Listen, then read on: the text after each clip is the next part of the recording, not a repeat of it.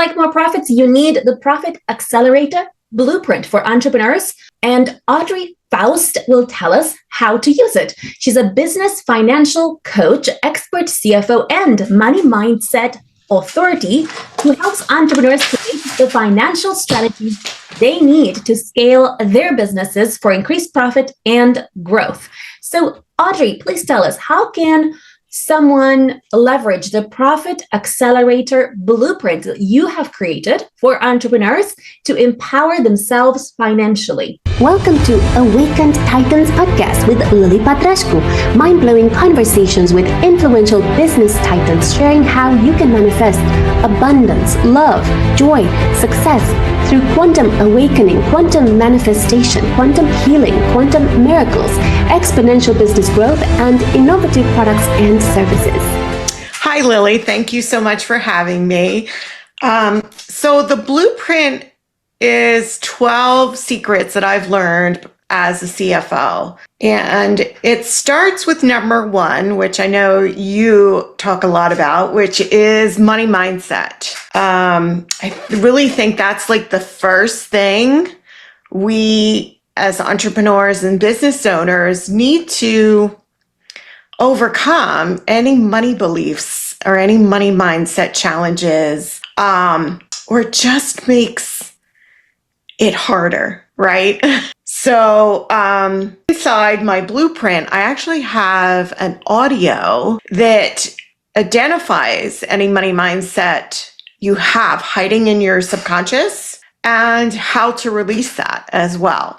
So it doesn't get in your way to creating a successful business. And the other thing I like to is also pricing. So what I find is women get really, I work mainly with women that get really tied up around their pricing, which also goes to mindset, right? So if you're a service-based business, which I work primarily with, sometimes you want to make the pricing about you, right? About your own value. And it doesn't always serve you best by doing that, because you have to think of all the other things that come into play. It's not just your services, right? It's your marketing, it's your team, it's your administration, it's all of the, years experience that you bring to the table as well. And a lot of times I find entrepreneurs, they don't look at that, and then they end up not being profitable because of that, not looking at all the other things that go into creating their pricing and creating their delivery packages. Thank you. Tell us the other 10 steps for entrepreneurs to create a profitable business. Sure. Yes. So they are knowing your numbers, like knowing whether profit versus revenue, right? A lot of things you see on social media, they all talk about revenue, right? Has 6-figure business, 7-figure business, but I've heard of and come across entrepreneurs that have 7-figure businesses, but no profit. That's not going to serve you well. You want to look at your profit as what you would be able to bring home, not your revenue. So if you're a sole entrepreneur, you're not an S-corp structure, you're a sole entrepreneur, which that's another one of my strategies. If you're a sole entrepreneur, you should be looking at your profit as what you could make in a full-time job at a minimum. A lot of times people look at their revenue, they're like, oh yeah, I'm making, 75,000, 100,000. That's more than I make in a job. But you have all these expenses that go with the business. So your profit, it may be like 30,000 if you're lucky. And you're like, well, technically you could make more. And a lot of times people get all tied up in the tax part of it as well. But I like to say, if you're not paying taxes, you're not making any money. If you're not making any money, you're not supporting yourself financially. So the other next one, number 4, is reviewing your financial reports. So understanding what your financials look like. Now I'm talking about your profit and loss and your balance sheet and your cash flow. Those are the three statements I suggest that you look at every single month to determine how well your business is doing. And it's key to understand them. And then the next structure, or the next key step, is whether you should be an S-corp or a sole proprietor. So that's a big question. Like, when should I look at that? When should I change? So a lot of people say to me, well, I'm an LLC, right?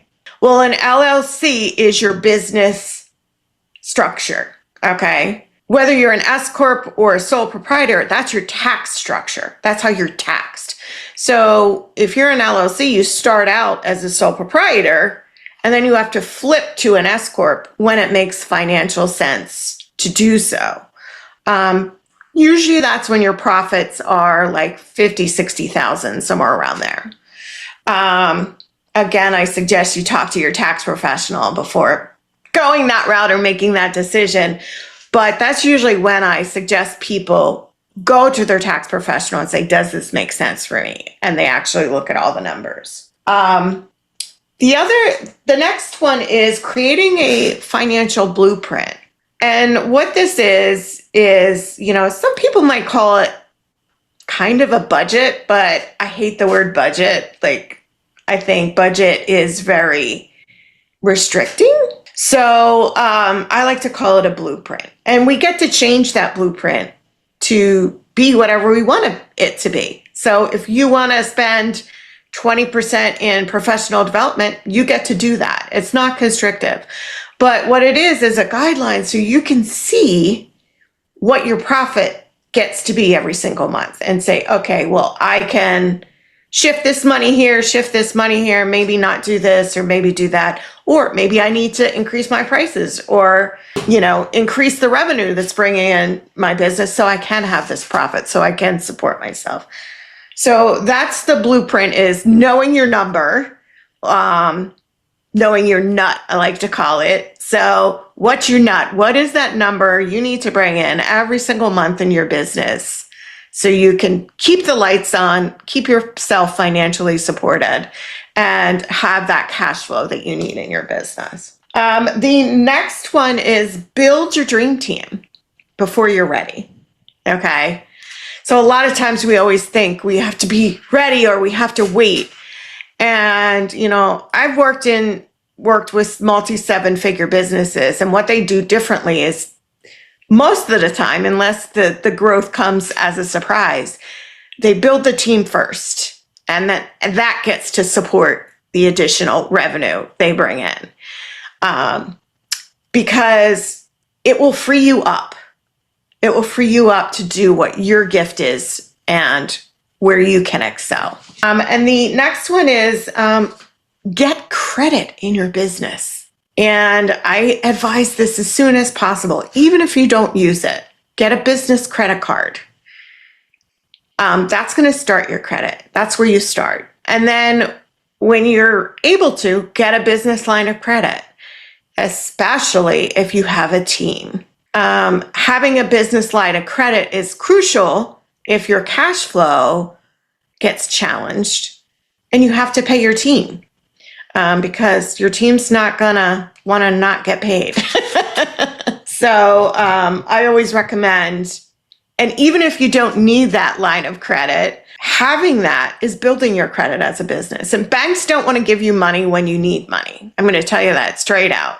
They only want to give you money when you don't need it. So that's the best time to get a line of credit, to expand your line of credit when you have a great year. And then another one that often with the smaller businesses or just starting out, they'll commingle the personal. I can't say it's just smaller. I've seen it in bigger ones too.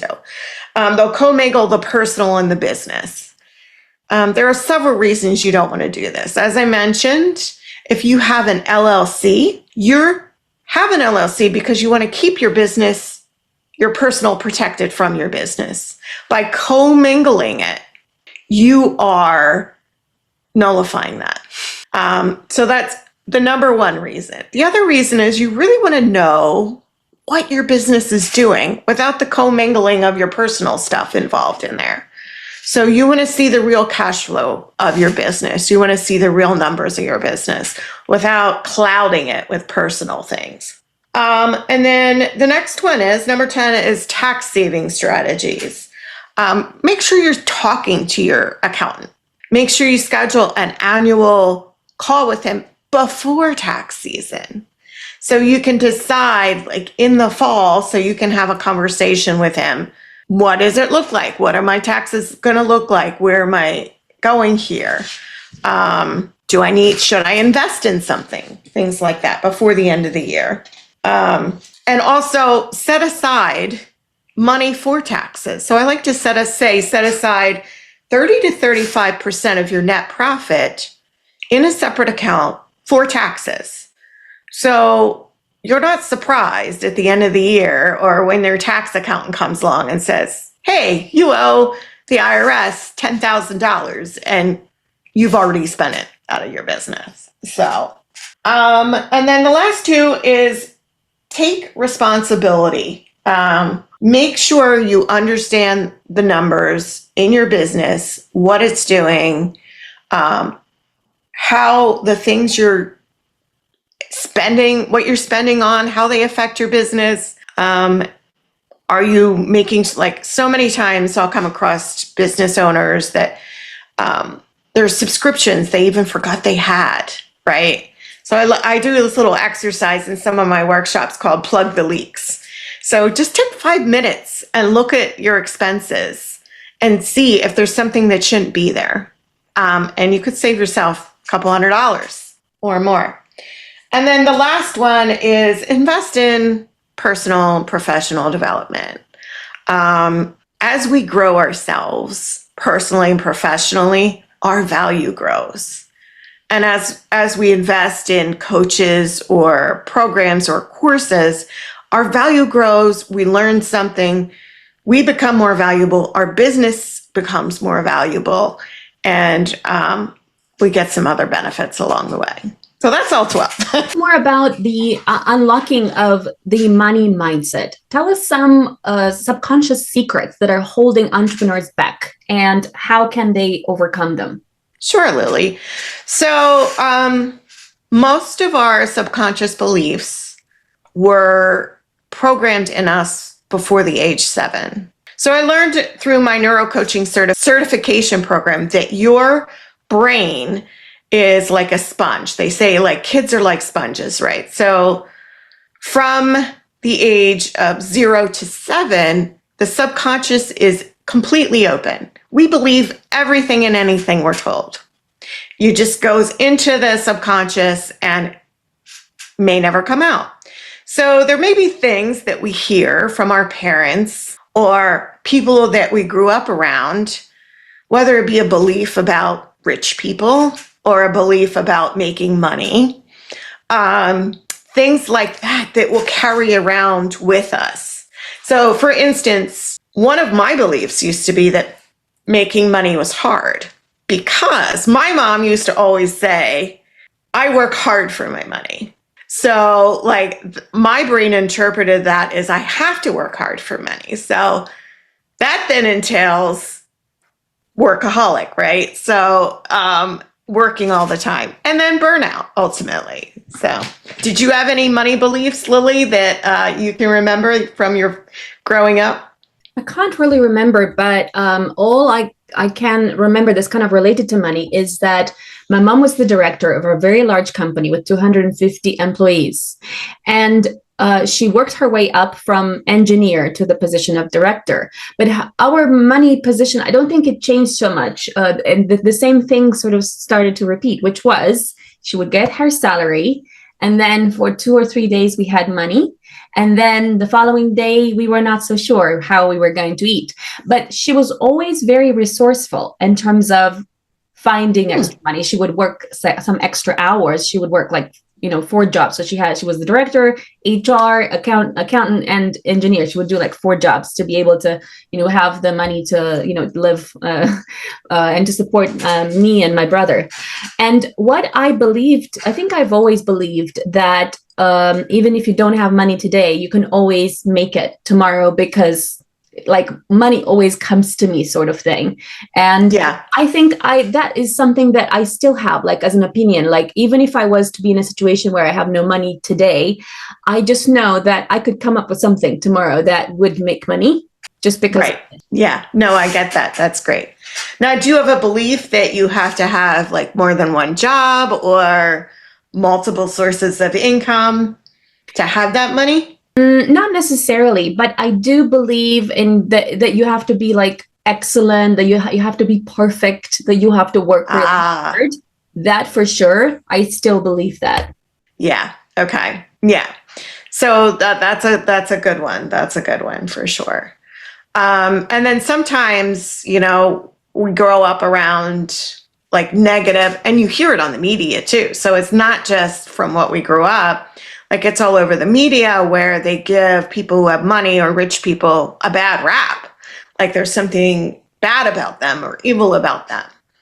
And if your subconscious believes that that's the case, it won't let you be rich or have money. So you will do whatever, your subconscious will do whatever in its power to sabotage you all along the way. Because you're like, well, my subconscious thinks like rich people are greedy or evil or mean. Well, I don't want to be that, so I don't want to be rich. So make sure I either spend all this money or sabotage my business or whatever it is. And your subconscious actually runs 95% of your thoughts every day, and you have 80,000 thoughts per day. So that's a lot that's running around in your subconscious. And most of the time, we don't even know what's in there because it is running on autopilot. If you think about it, you don't really have to think about how to tie your shoes or how to brush your teeth or, how to comb your hair. Like, it's all, it's all on autopilot because our brains are technically lazy and they want to automate everything. And that's where the subconscious comes in. And that's why so much is in our subconscious. But it's also where, we get stuff in there that we don't necessarily want. And we get to rewire that and change that. Thank you. How can someone become aware of the kind of subconscious limiting beliefs that are holding them back in terms of money? Well, in the audio that I have inside the blueprint, I have 5 questions that I ask you, and it's a word association. So the first word that comes to your mind, and one of the questions is making money is. And the first word that comes to your mind is, what? A lot of people, like I would say hard before. Making money is hard. Whatever the first thought is the one that's in your subconscious. You got to answer it right away. Word association. Because if you start thinking about it, it goes into your conscious brain and it could be a whole different answer. So that's why I said that's one way. There are a lot of ways you can just, anytime you hear a thought that's like, oh, I can't do that, or who am I to do that, or who am I to have that? Like all those types of beliefs that are kind of going on in your brain in the background, like that's what's running the show, unfortunately. Thank you. Tell us how women that have read your book, She Grows Rich, how have they implemented some of the concepts there to grow richer? Thanks. So She Grows Rich is a how-to guide. It's a little bit of my story where I started, I guess it's 27 years ago. My husband and I, together with 2 children, had an income of $24,000. That was it. And it kind of clicked in me. That was the moment that I was like, wait a minute, this isn't where I want to be. We got what was called an earned income credit. And I was like mortified that like I was accepting money from the government because I was at the poverty line. That's what the earned income credit does. So, that was kind of the defining moment. Like, this isn't where I want to be. how can I change? And now I've grown my wealth from that to over to multi-million-dollar net worth in 27 years. It seems long, but it's not, right? So the women in the book there's stories in the book, there's my story, and there's strategies in the book.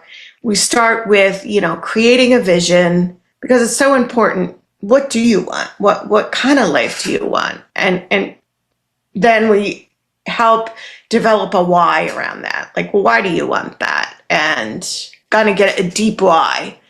And then you go to the money mindset part, because like I said, the money mindset, whether it's business or personal, it's going to sabotage you all the way. So I've helped women rework their money mindset. To one woman, she went from $5,000 months in her business to a 600% increase in her revenue in 1 month. She went from $5,000 to $80,000 after she reprogrammed the money mindset belief that making money was hard. I had another woman who 10x'd doing the same thing. She went from $20,000 a month to $200,000 in 1 month. And that just tells you the power of the money mindset and reprogramming those beliefs. I've had women I worked with in the book where I talk about knowing what your net worth is.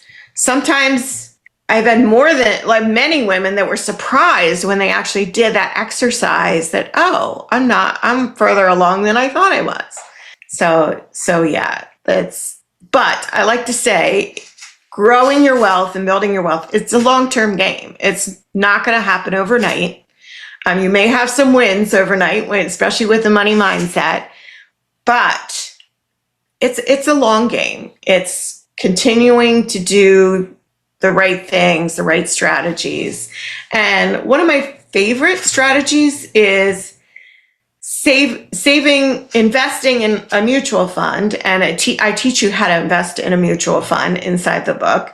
Investing in a mutual fund, even if it's $50 a month, and do it like it's an electric bill. So I've done that my whole life. Now, I didn't grow my wealth by just doing $50 a month, but that's where I started. I started at $50 a month, and it just grew and spiraled from there. Thank you. Where do most entrepreneurs leave money on the table without realizing it? That's a good question. Usually it's in their pricing. I say the biggest challenge I see where women are leaving money on the table, or entrepreneurs are leaving money on the table, is their pricing. Either a lot of shifting people from an hourly pricing to a package pricing can make a huge difference. Sometimes we get tied up in that hourly price, and sometimes our clients get tied up in that hourly price. And when you shift from an hourly price to a flat fee, they're not necessarily, it's not making the money about you, and it's not making the money about them. It's just, okay, this is just like a product, just like you go out and buy a computer. This is how much it costs, right? It's the same type of thing. It's changing the whole mentality of the package and the structure. Thank you. What's the fastest way an entrepreneur can make more money without increasing the number of customers, aside from the pricing that you... Another way you can do it is, it does go back to pricing, but maybe if you're a coach, for instance, I work with a lot of coaches, maybe you reduce the amount of time in your package versus increasing the price, right? So one of the women I worked with, Helen, that's what we did with her. She had a 6-month coaching program, and she was really she was a health coach. She was really adamant against raising the price because she wanted to make it available to more people. So I said, well, what if we switched it from 6 months to 4 months? Can you get the same transformation in 4 months that you get in 6 months? And she goes, yeah, absolutely. I'm like, okay, so you just increased your income by reducing the time that your package is without increasing the price. Thank you. What are some hacks for a coach to become a prosperous coach? Hacks. That's a good question. I would. I'm struggling with this one. And not repeating myself. It's primarily, making sure you're profitable.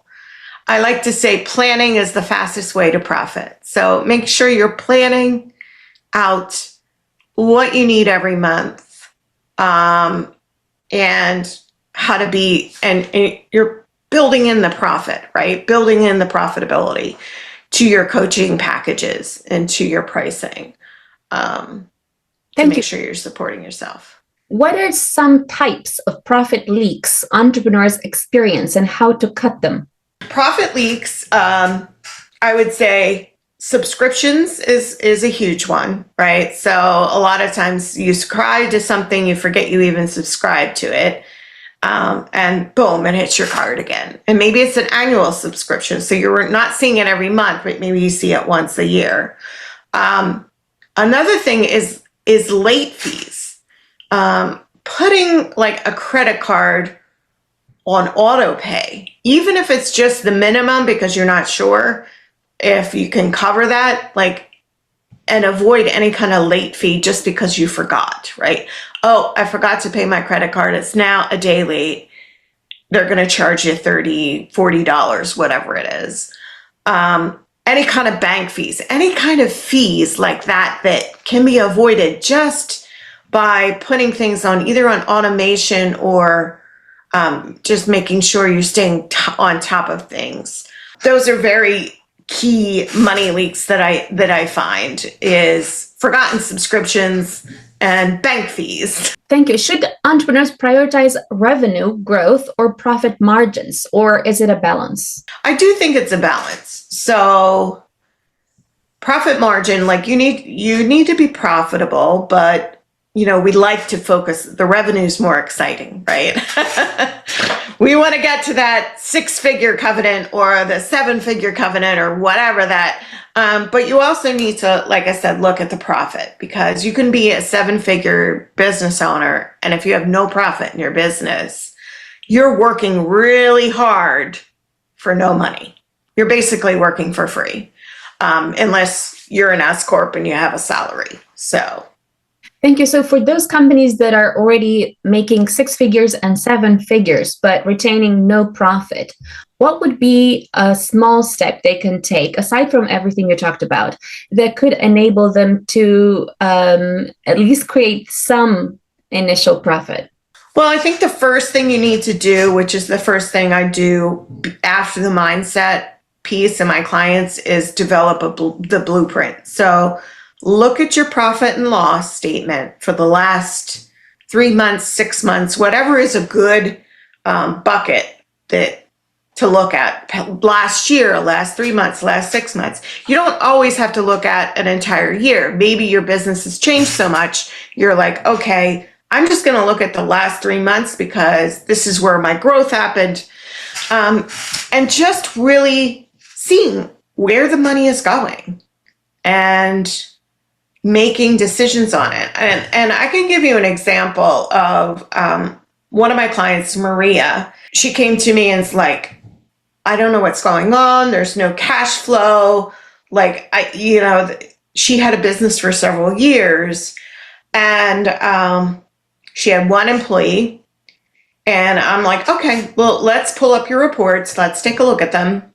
So we did, and we realized she had one full-time employee, and I said, I looked at this employee's salary, and I was looking at the revenue, and I was like, something's really off here. It wasn't that big of a difference, right? Plus she was, had money for herself. So I said, how many hours is your employee working? Well, she didn't really, she had her employee track the hours, but she had another administrative person put them in this other place that she never really looked at. And when she actually dove in to track the full-time employee's hours, the full-time employee was only working 20 hours a week that was billable.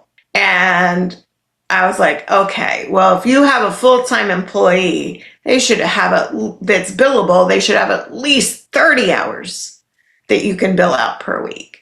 And was like the light bulb moment for her that was like, oh, well, now I understand why my cash flow is where it is, because my employee isn't pulling her weight pretty much. And it wasn't like there wasn't enough work. It was just, or her employee needed to tell her there wasn't enough work. We need, so forth. So it was a combination of things, but she had a scary, but, well-needed conversation with her employee. It all worked out good. And then her employee made sure she was billing 30 hours every week. So that's one way that if you're not paying attention to the numbers and not kind of digging a little deeper, that it can get away from you.